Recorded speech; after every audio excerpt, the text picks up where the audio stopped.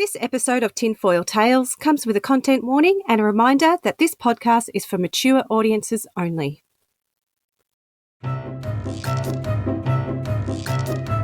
Unless I haven't been paying attention, man, the moon doesn't look normal. You keep the pressure on, correct? We stay until we win, is that right? At the moment you're under arrest for incitement. Have you guys been following me? We're winning, folks. Okay, we're winning. We're pushing back the dark.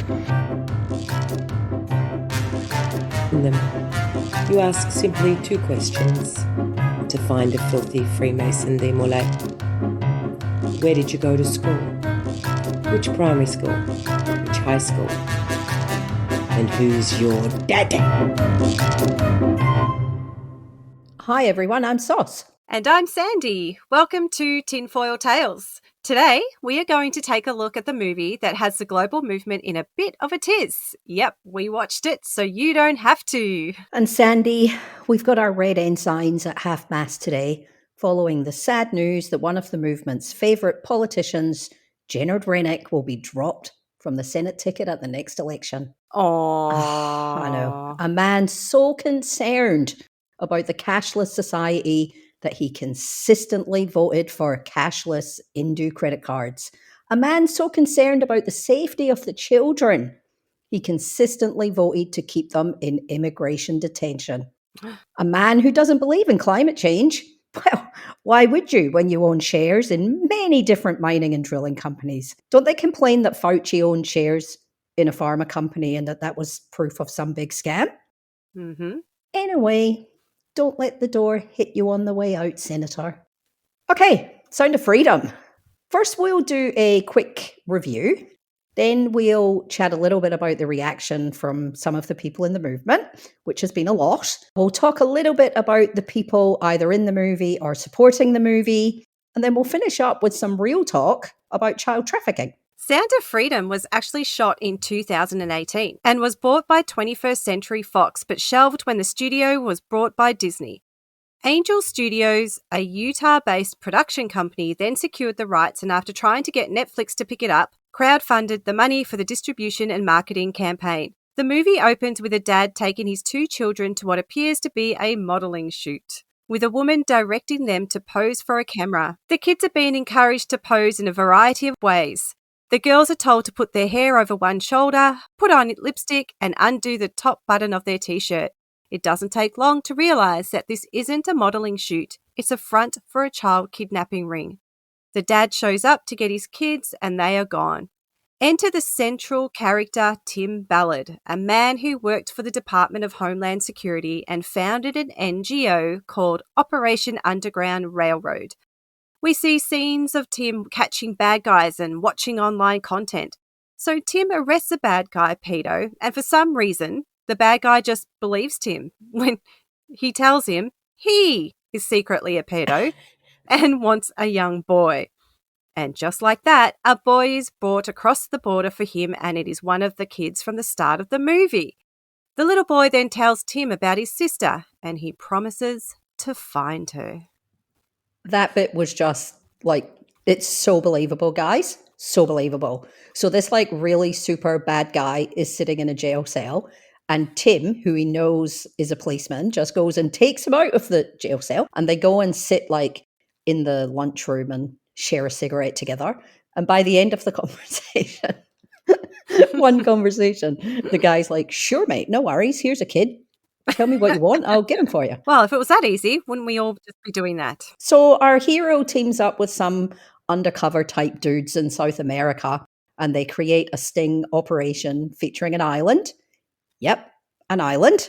Of course. Of course. And again, after like one meeting with the bad guys, they get the confidence of them and they convince them to bring 50 kids to the island and they'll give them like $100,000. Woohoo! Yep. So naturally, they go, sure, no worries. And they rock over to the island and the cops are there and the bad guys are arrested.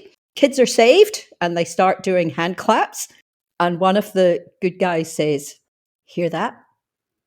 It's the sound of freedom. And it's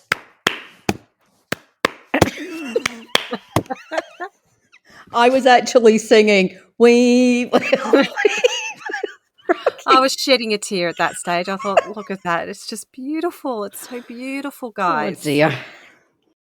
Unfortunately, the young girl Tim swore to save isn't on the boat, so he has to go deep into the jungle to find her. He pretends to be a doctor and ends up in the exact camp where the girl is being held. What are the chances? He obviously saves her. He's completely on his own at this point and manages to evade lots of guards with lots of guns. They were terrible at shooting in that stage. I actually do recall thinking that. I'm like, all those gunshots are not one hit target. But anyway, in the end, he rescues the child and takes her back to her father. Aww. Yeah. So that's pretty much the whole movie. It actually goes for 2 hours and is really not that great. Forget questions about the veracity of the content. It's just an ordinary movie. The script is predictable. The acting is hit and miss. There is no character development. It's just not a great movie, was it? No, it just it's not a horrible movie. Like, the cinematography seems pretty good. It was just... And movies aren't real, so we know that. Like, it was very much like over-dramatized. Yes, fantasized. Correct. Like lots of, the Tim Ballard character close-ups of his emotionally sad face. I mean, he was okay as in the movie, but it was just what was that actor's name? What's his name? Jim Caviezel. We're hearing all about him at the moment. And then, of course, I was watching a copy of Telegram. Yeah, that one went around and it was disappearing and then it was reappearing and disappearing. About a third of the way through, a guy appeared on the screen with like a food blender in front of him. And he's putting different things in the blender and words pop up on the screen like sports and cricket. And I'm like, wowee, this has gotten a bit abstract. Like, what's going on here? What are they trying to say? And then I realized it was an embedded ad for a sports gambling company. I have to admit too, I had to do like a double take. I'm like, what's going on here? And then yeah, I see. Yeah, bootlegs copy of the movie. The cringiest moment, though, is when Tim's boss asks him, why are you still doing this? And he says the movie's tagline, because God's children are not for sale. And, I am a Catholic. And I did go, technically not true, because Jesus was actually sold for 30 pieces of silver. Oh, was he? Yes, okay. yes. I just did a massive eye roll. We might talk more a bit later about whether God's children are for sale. So you think the whole movement would be right behind the movie, right? Well, not so fast. As usual, they second, third and fourth guess everything, so things have been a bit weird. Hello Reignite family. I very, very rarely make angry or annoyed videos, and there is a specific reason I do that, so that when I do make a video like this, it is taken seriously, and I hope this one is, because I am very, to be honest, disappointed with the freedom movement. Okay, so the Sound of Freedom has come out, and with that has come all of this slandering, absolute rubbish. And what you don't realise is that you are actually doing the bidding of our enemy by taking rumours and spreading them around everywhere. Enough is enough. There are too many people in the freedom movement that are addicted to drama, they're paranoid, and they like to see the worst when there isn't even the worst. And let me tell you, a screenshot with words on it is not proof. Anyone can write that. With AI these days, we can even have fake interviews made, but that's a bit deeper. But 5 years ago, the movie was going to be funded by someone, but now it's funded by someone different. Oh, and Tim is a Freemason and he wants to microchip children. You guys are absolutely doing the work of the enemy, and it is embarrassing, and I'm ashamed of you. And I'm sorry, but this movie is a good thing. And let's say Tim wanted to do those things. Even if he did, the movie itself is bringing the pedophilia conversation onto dinner tables, into lounge rooms. This is a positive thing. Stop looking for evil where it isn't. Something good finally happens for us, and there's a group of people that just have to try and make it bad. And you're absolutely working against us. don't you consider that these rumours are actually planted by infiltrators and then idiots like you take it and spread it and you put questions into people's heads that don't need to be there? Like, we already have a big enough enemy with the globalists, okay? We don't need to be fighting against each other. And I've just absolutely had it. If I see rumours in my feed, I'm going to block you and I'm going to delete you because you need to do your own research, you need proof before you talk about things, and you need to stop doing the work of the enemy. We hate misinformation and disinformation from the mainstream media, so why are you doing it too? If there's proof, absolute proof, then please do say something, because then it needs to be said. But you are working against the movement, and I don't have time for it anymore. And you need to grow up, you need to do your research, and you need to stop spreading lies and working for the enemy. That's it.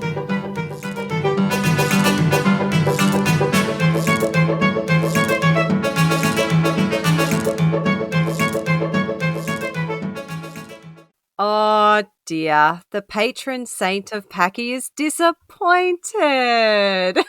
She brought real school mistress vibes to that video. I'm sure everyone is hanging their heads in shame. And what's about the part when she was telling them to stop spreading misinformation and disinformation? Oh my gosh. So you shared a post that they believe Paul Walker, the deceased actor from Fast and Furious, is in fact not dead, that he in fact faked his death as he was uncovering child trafficking and is now Tim Ballard somehow? Yeah. Yep. Apparently Tim Ballard is now actually Paul Walker because, I don't know, they're both men, they're both white, they've both got dirty blonde hair and blue eyes, so they've got to be the same person. It makes sense. It just makes sense. Yeah, the funniest thing, though, is that Paul Walker was actually dating a 16-year-old when he was a 30-year-old man, so save the children. I reckon, maybe. And then you have people saying that the whole thing is a Freemason psyop aimed at making parents so scared for the safety of their children that they will get them microchipped. The film was financed by a man called Carlos Slim, who they say made his money from the drug trade and is donated to both the Clinton Foundation and the Bill and Melinda Gates Foundation. Whoa. Double whammy. Yeah, or that it isn't realistic enough as the trafficking is being done in the jungle and not on Hollywood Boulevard. I mean, it can't be real because Hillary Clinton isn't even in it. Yeah, and where's all those high-level politicians and the child protective services that are supposed to be the real child trafficking? Anyway, and of course it turns out Tim Ballard is actually a Freemason. Of course he is. And now there are photos of Jim Caviezel with the old one-eye pose. Sounds like another Mason then. This whole Freemason thing, everyone's a bloody Freemason. But opinions have been praised and shouted down. People have been told off for posting things that discredit it, while others refuse to be silenced. It's been actually great watching it play out. I love that. Yeah, I love when they fight amongst themselves. It makes me laugh. Yeah, let them fight. Now for the real news, the hit film Sound of Freedom is come under unfair scrutiny by left-leaning media outlets, accusing linking the film to a movement that's baseless and a distortion of the truth. Sound of Freedom tells the heroic story of Tim Ballard, a former government agent who rescued numerous children from sex traffickers in Colombia. The undeniable evidence of Ballard's courageous efforts have saved lives and shattered the lies peddled by the left, yet outlets like Rolling Stone and The Guardian persist in their attempts to tarnish the film's reputation. It's a disheartening display of their twisted agenda, prioritizing their narrative over the truth and the victims of child trafficking. The left's desperate tactics won't deter us from standing with Tim Ballard and exposing the horrors of child trafficking, and the truth will prevail. We won't let them bury it. Get the full story by tapping the link in our bio. Okay, so now let's take a look at the main players either in the movie or supporting it to try and understand what their motivation might be for their involvement. So first up, we will look at the star of the movie, Jim Caviezel. So Jim is probably most recognised for playing the lead in Mel Gibson's movie, The Passion of the Christ. He is devoutly Catholic and has appeared in a number of movies and audiobooks about religion. He sees Passion of the Christ as the most important project of his career, but believes that because of that movie, he was blacklisted by Hollywood, something that Mel Gibson had warned him about when he offered him the role. Jim goes to great lengths to say that Sound of Freedom has nothing to do with QAnon. Yet he attended a QAnon conference in 2021 and has appeared on Steve Bannon's podcast a few times, most recently saying QAnon is a good thing. He uses all the Q talking points. Oh, yeah. The storm is coming, and a lot of stuff about adrenochrome and Hillary Clinton. The QAnon stuff. Jim's QAnon. Well, let's look into that, because that could be really evil. Somewhere in Congress, they said QAnon is racist. Okay. Well, we don't like that, right? But so is the Ku Klux Klan. And that's another letter. It's a K. We don't like the letter Q. We don't like the letter K, but they don't go after the letter K. And I started looking into Senator Byrd, and he was a grand wizard. Hillary Clinton's tied to him, and Joe Biden's tied to him. Now, understand, this is a Ku Klux Klan there. And there is a lot of data that can prove that the Ku Klux Klan is an evil organization. And so are the Nazis. One could say that they're also racist, but they don't go after those. Only the QAnon. Now, by way of analogy, about 1 minute remaining. If I were the Apostle Saul, and I'm a Pharisee, I'm going to go after the Christians. I'm going to take them down. Now, remove Christians and let's make it QAnon. I'm going to destroy them because the Romans told me they're evil. I'm going to destroy them because my own church staff, my fellow Pharisees said evil. I'm going to take them out. And then you find out it's not QAnon. It's Q and Anons. And Q puts out a question, and you're not allowed to ask questions anymore. Not allowed to. And the Anons, they look it all up, and they start looking and investigating this stuff. I never knew about them while I was doing this movie, Sound of Freedom. It has nothing to do with our film. But it's really interesting that they pointed to this immediately and said, that guy's one of them, he's bad. I'll tell you the rest after that. Break. Jim, we have to have you back soon. I'm sorry we're out of time. Angel.com/Jim. Jim, thank you for your courage and your willingness to speak out. You are in the middle of the spiritual war, and we're praying for you, and keep your spiritual disciplines on the top of your list, because the enemy is not happy with what you're exposing. I'm not quite sure why he thinks people don't go after the Ku Klux Klan and the Nazis, but Biden and Hillary. Sandee, Biden and Hillary. Oh my God. Here he is with, General Flynn. Of course. Confirming that he is in fact on a mission from God. This is a constant and consistent theme. God is my protector, and I am here to save children in his name. Why should other people actually stand up and do the right thing for other people? Well, I'll just start. General Flynn, can I start this off?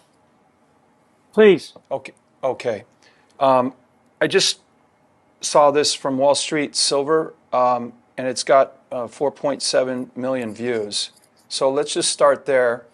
It says his days are numbered, referencing me. They will make it look like an accident. He is likely correct. The CIA does this, and it is used for blackmailing their assets in high places to keep them in line. Hollywood actor Jim Caviezel says CIA operates world's biggest pedophile ring.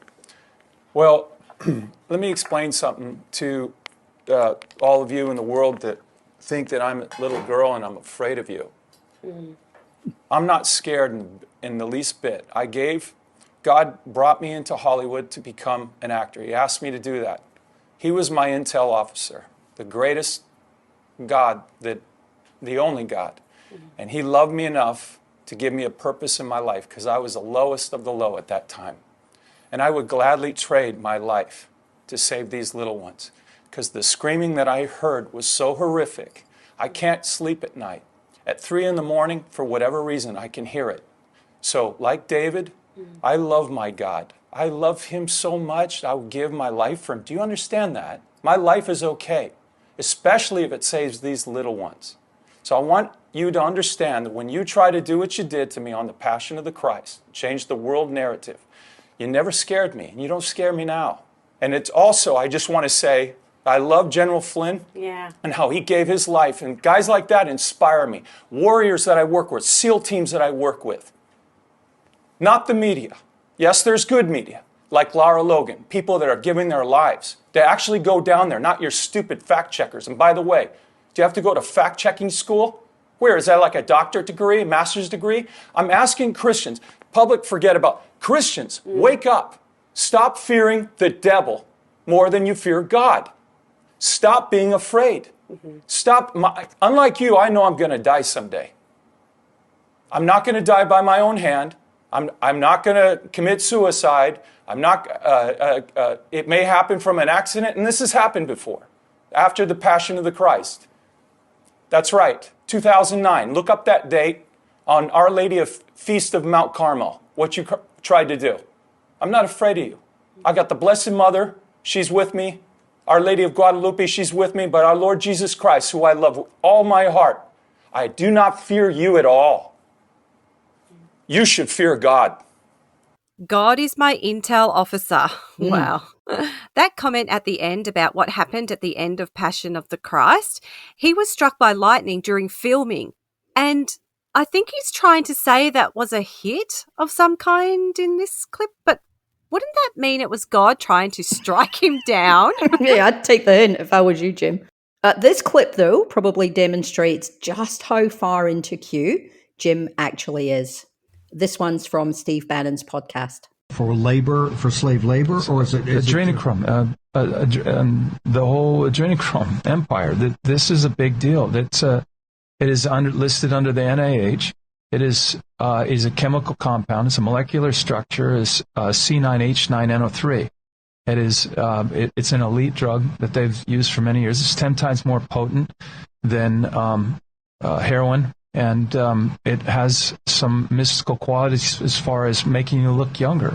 Tim's wife in the movie is actually played by Mira Sorvino. It's a very small part, but she's actually been active politically for a long time. In fact, from 2009 to 2012, she was a United Nations Goodwill Ambassador for combating human trafficking. I think she's appeared in this movie just to bring attention to a cause that she obviously knows is real. Yeah.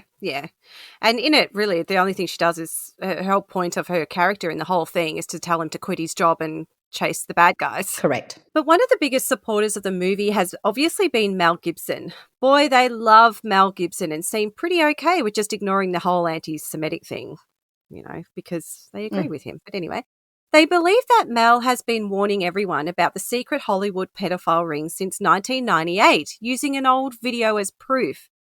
In the video, Mel predicted that Hollywood would turn on him, that actors are actually demons and that something was very wrong in Hollywood and that he needed to expose it. But the video doesn't tell the whole story. Of course it doesn't. Of course not. The interview was recorded in 1998 during press tours for his movie, Conspiracy Theory, which had the tagline, "The paranoia begins August 8th. So the video comes from a 24-minute interview where Gibson was asked about a range of topics, things like career development, casting sessions, and the role of money in the industry. The video has been edited, played out of order, and had some dark and scary music attached to it to make it seem like Mel is talking about a dark cabal of adrenochrome-drinking devils. It omits entire sentences, instead just collecting parts of sentences that sound really bad when joined together. I mean, it does. I mean, I've seen that clip a few times, and it does. It sounds like, wow. Yeah. Wow. We're going to have to post it to somewhere. We'll post it on our Twitter or something. Not what it is at all. People also believe that Mel is a producer on the movie, but he isn't. There is no listing of him in the credits. I'm wondering where they keep bringing him into this. Tim Ballard himself keeps saying, Mel helped me with, the final edit. But I'm not sure if that's just trying to bring some kind of credence to the movie. Yeah. But they do love Mel. They really do. There's a picture going around of Mel Gibson with the Orange Man and Roger Stone down at the UFC, which, they're loving that. But Mel isn't new to conspiratorial thinking. Back in 1995, he actually said President Bill Clinton was a low-level opportunist and someone was telling him what to do. He said that the Rhodes Scholarship was established for young men and women who want to strive for a new world order. So maybe he was quite cooked and Mel's cooked very, very early. Mel's dad's even more cooked than Mel, if that was possible. Oh my gosh. Oh, we know it's possible. How far that goes. Anyway, Tony Robbins, self-help guru, is an executive producer of the movie, and Matt Schlapp, the chair of the Conservative Political Action Conference, CPAC, is also involved. Matt is a longtime lobbyist, has worked for Fox, and his wife was Director of Strategic Communications for the one and only Donald Trump. It's crazy how much these people are all linked together. Okay, let's talk about Tim Ballard and Operation Underground Railroad. And I actually wish we were doing an interactive Zoom call right now, because there's a lot of pieces of string on an imaginary whiteboard in my head. Back in 2019, Tim Ballard got a team of people together to unveil his plans to use human trafficking as a way to build an empire. In his words, take the sizzle of the rescue to lead people to the covenant. He had a diagram linking different not-for-profit organizations together, each with a different name, and how they would all feed into his personal brand. It's believed that this presentation was to secure backing from wealthy benefactors, one of which heads up the Child Liberation Foundation, a not-for-profit located in Utah, whose tax-exempt status was revoked in 2020 for not filling in any financial documentation. It's headed up by a millionaire fund manager, Paul Hutchinson, who says one of the main characters in the movie is based on him. Which the one? The other, the rich guy. Oh, okay, yes. Yeah. Yeah, the weird guy. Yeah. The other benefactor is a prophet. Yep, you heard me, Sandee. A prophet. Wow. Right. Why not? Yep. His name is Melville Russell Ballard Jr., no relation to Tim. Oh, okay. What are the chances? Very strange. Who is a high-ranking millionaire member of the Mormon Church. Another organisation Tim is involved with is the Nazarene Fund, a not-for-profit set up by Glenn Beck, the conservative media star and founder of Blaze Media, with Tim as the CEO. Man, these strings. Beck regularly appears on Christian Patriot shows to share the good work being undertaken by the Nazarene Fund, always with a plea for more money, but never mentions that he and Ballard are actually Mormons. Next up is Tim's wife's pet project, Children Need Families, which was initially set up to assist with the aftercare of rescued children. But after meeting with a psychic who was helping them find a child kidnapped from an orphanage in Haiti, they started adopting the kids from the orphanage into Mormon families.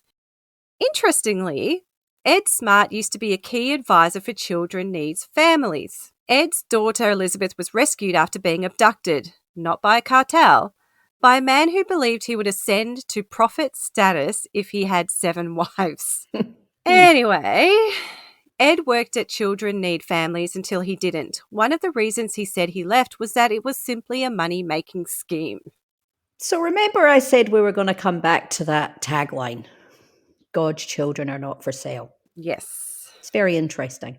So Tim Ballard has an unregulated private adoption agency that he gets unverified orphans from Haiti and places them with wealthy Christian and Mormon families in America.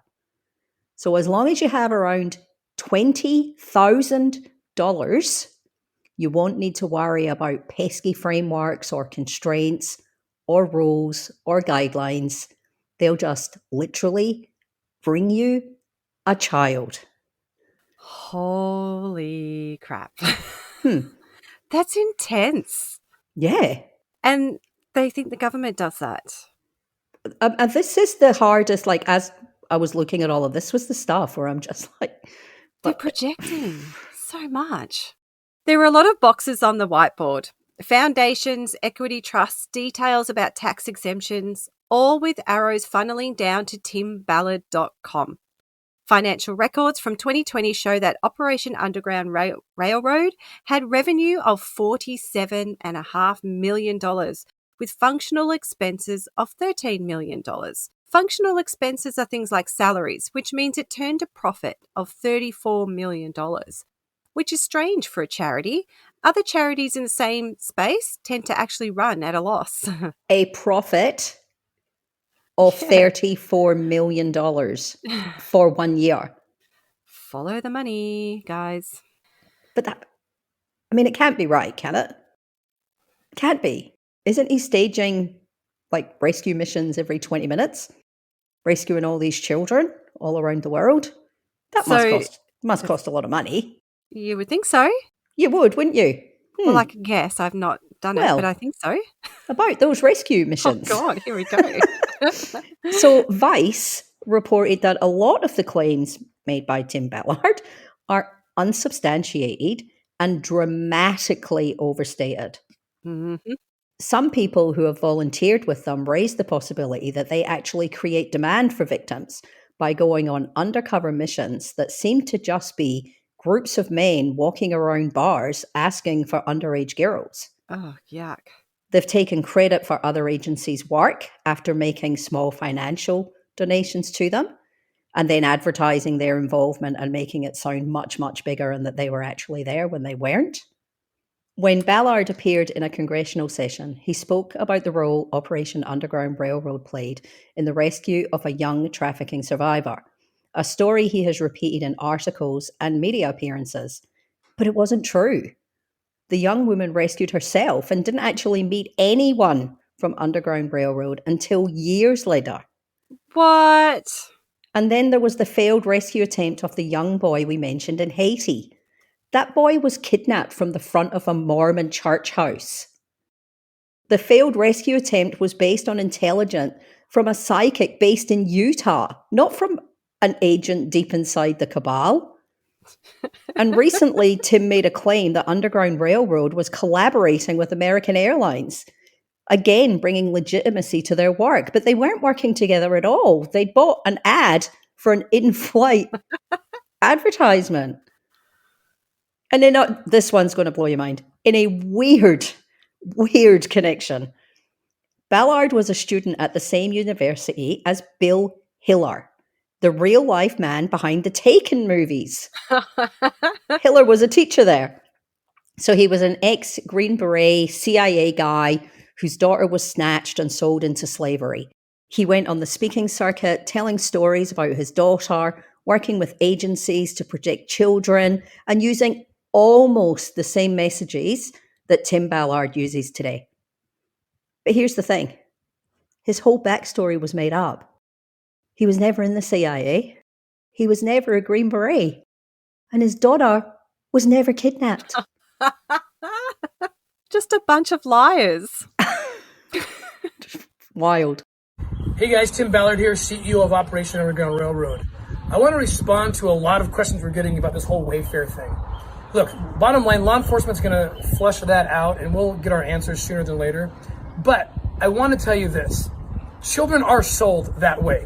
For 17 years, I've worked as an undercover operator online. No question about it. Children are sold on social media platforms, on websites, and so forth. So I'm glad people are at least waking up to it, especially right now, because 2020 has been an absolutely horrifying year for children. And this is why. There's been unintended consequences due to the COVID-19 lockdowns and the shutdowns. Kids are taken out of the infrastructure that keeps them safe. They're told to sit on their smartphones and their laptops, and the pedophiles are doing the same thing. They're also home, jobless, and they're accessing our kids. And it's really bad. The reports that came out from the National Center for Missing and Exploited Children have confirmed that there's been literally millions of additional reports of child sex assault originating online than there was the same time last year. Our kids are vulnerable, and when we made the decisions to lock everything down, somehow we didn't bring them to the table. They weren't part of the discussion. So that was Tim back in 2020 talking about the Wayfair conspiracy where they had everyone believing kids were being sold online disguised as cabinets. Oh my God, remember that? We spoke a little bit about that the previous episode, how they clogged up all the phone lines, these hotlines that were set up for people, for victims to call in. But all these people in this moral panic were calling in saying there's children being kidnapped in cabinets and wasted their resources. And look, that was the reason for the dramatic increase in calls to hotlines. Panic. Not because of lockdowns, not because kids were being snatched off the streets because schools were closed. Yeah, you got to be really red light district. You got to be really bad, okay, to get arrested in Holland. They were arrested in 2020, fugitives. They ran, and they were hiding. No one knew who they were. Well, they rear their ugly heads the leader, this guy named Nelson Matulin, he raises. I'm literally in Poland at the time, at our staging operation for Ukraine, and I get this information that this guy in Mexico is trying to traffic kids out of Ukraine.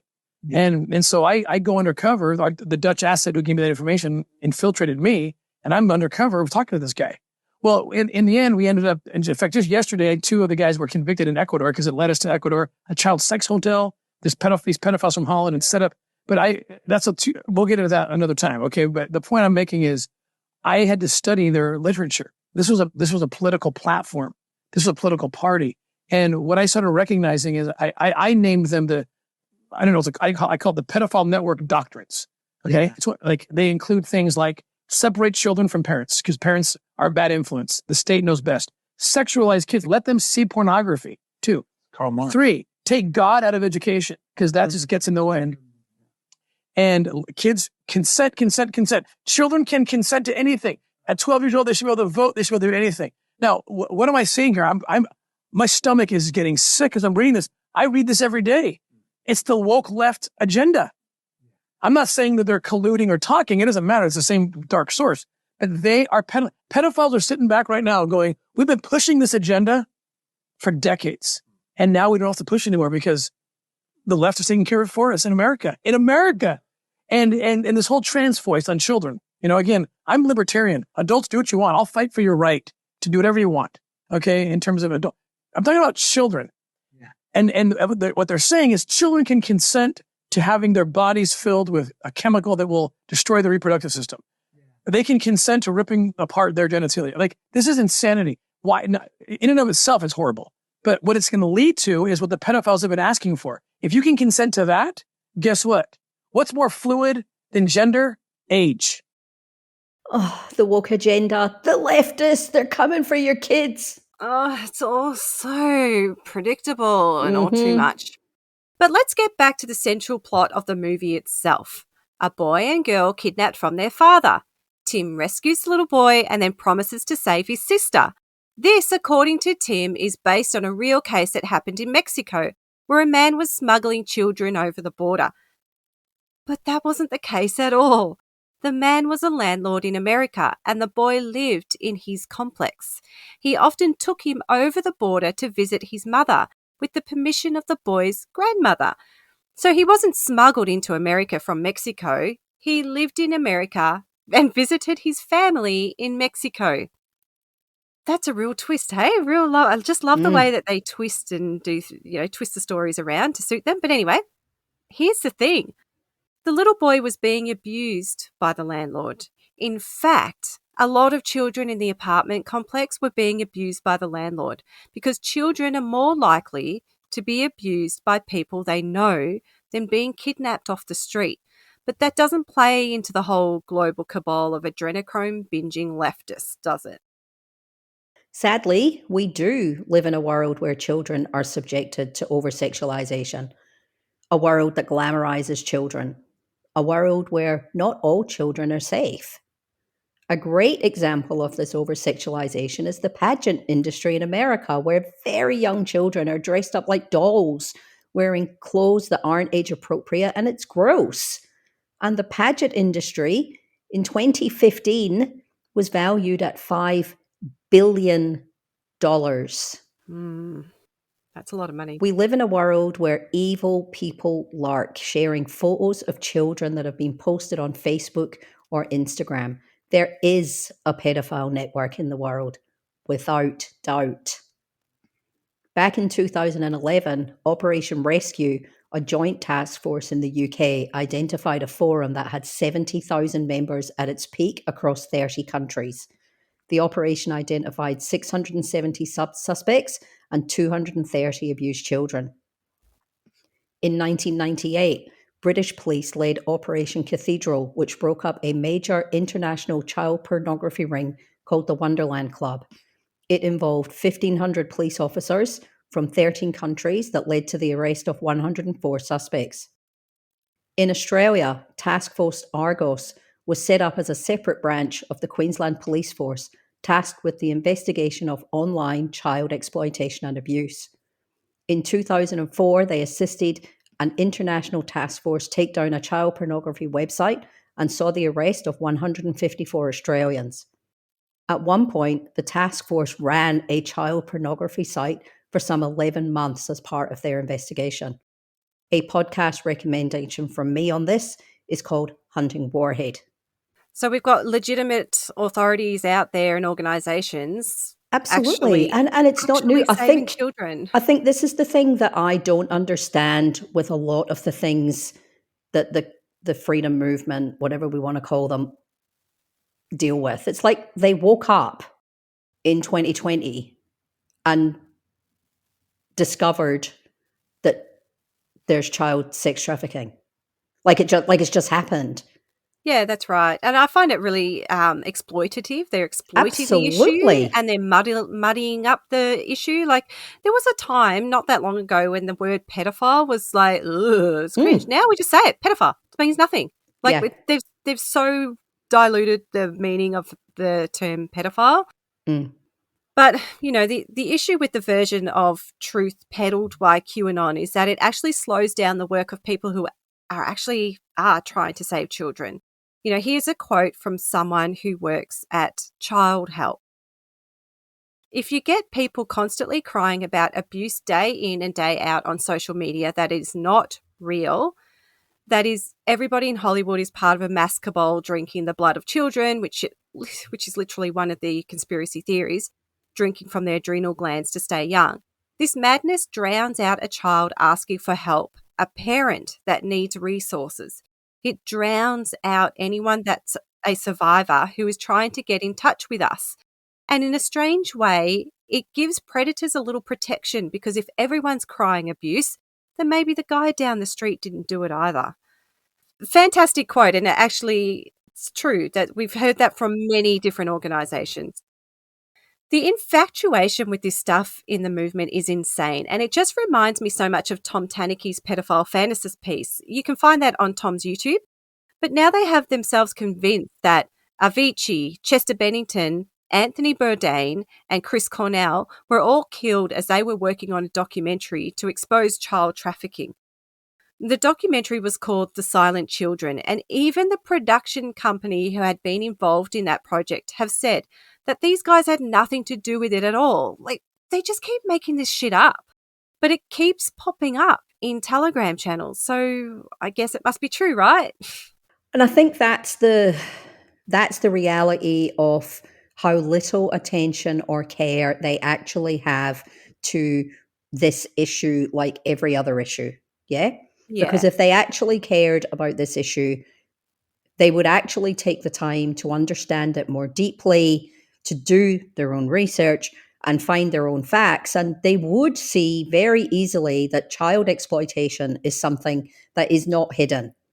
It is something that countries all around the world, the United Nations, every government, every police force, every agency has the same goal, which is to stop child exploitation. And that's not just in the form of, child sexual trafficking. It's kids who are snatched off the street and made to work in mines, that are made to work in sweatshops.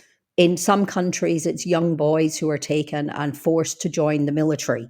You know, like children are exploited in many, many, many different ways. And it's just so frustrating that they care so little about the thing they say they care so much about that they can't even be bothered to look anything up for themselves. They just share and reshare the same shit. And they jumped the shark on it too. Oh, I think the Paul Walker one is the example of that. Like, Paul Walker is Tim Ballard. Like, what? Yeah, and then they want to be taken seriously and no one's going to take you seriously at all. And you know, I hate to say it, Monica was right. Yeah, she was right. It was just funny coming from her, telling them stop spreading misinformation, disinformation. Correct. If only she had that passion for COVID and all the other things, it would have been lovely. Yeah, it's crazy. Like, they genuinely, it's wild to me. It's wild, but you know, give them 20 minutes and they'll moved on to something else. So what of Tim Ballard? Well, in the past few days, it's come to light that he has quietly stepped away from Operation Underground Railroad, with some sources saying that he was pushed out. He recently appeared on a Fox News segment and was introduced as the founder of the Spear Fund. And on their website, it states, the Spear Fund relies on experts in the field of anti-trafficking to consult on its many projects.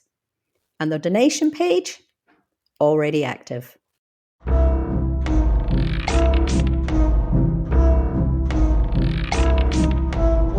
This is the reaction, and the movie hasn't even officially made it to our shores yet, if it even will. And trust me, they're trying. We've seen My Place members sending emails off, posting their replies. They're sending off emails all to the little cinemas that are all around the area, asking for it to be screened locally, or if they could book a cinema privately. They just really, really want to see it in the cinemas. But rest assured, if it does, expect some more chaos and theories to run rampant while our Save the Children faction get predictably triggered and ramped up. Perhaps Ricardo will become the Aussie Tim Ballard, hey Sauce? Lord knows the movie is straight up out of a Ricardo fantasy novel. Oh, is it ever? Is it ever? And that's our coverage of the infamous Sound of Freedom movie. Great deep diving you did there, Sauce. How were those rabbit holes, and did you run out of string for your whiteboard? Yeah, it was, luckily there's some terrific articles that have been in Vice. They've been on his tail for a little while, to be honest. But I think the biggest damage for me is my algorithm on TikTok in particular. It's not going to be good. It's going to take me a week to get myself back out of Tim Ballard or Sound of Freedom. I'm going to have to look a lot of puppies, TikToks of dogs to get my algorithm back to where it should be.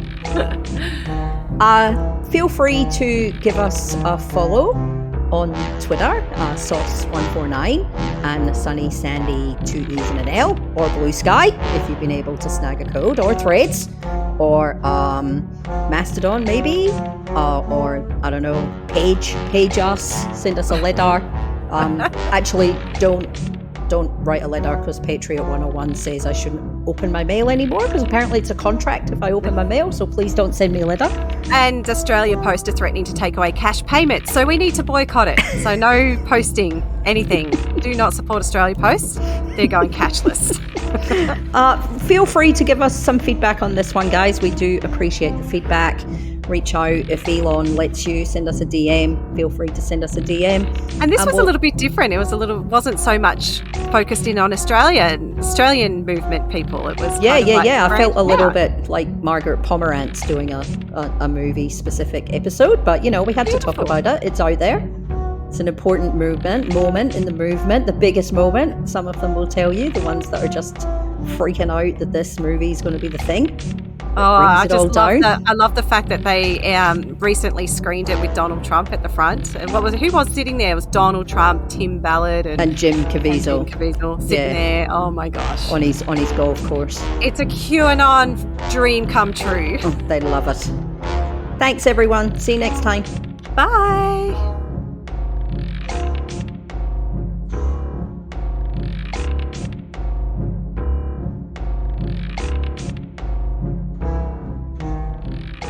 Final question here was just about what happened at Bedminster last night. You had the big screening of Sound of Freedom at your club in New Jersey. Really, really great. Just tell us how that night was. It was incredible. It was a really great movie. Very, frankly, depressing in many ways, but an amazing movie to see, and you have to see it. It'll tell you about borders. It'll tell you about the abuse of children is just incredible, and it had to do with a very important topic that we discuss all over children, women also.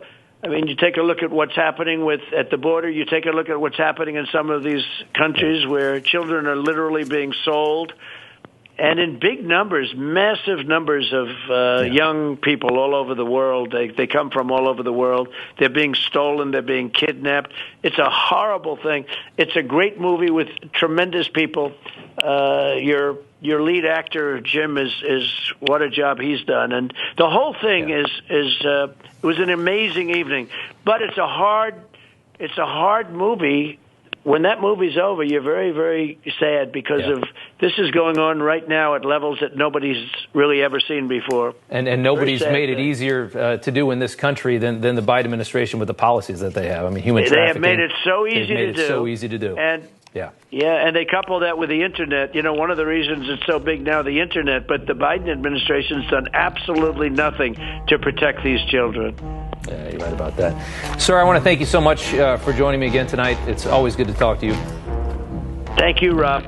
Great honor. Thank you very much. Thank you, sir.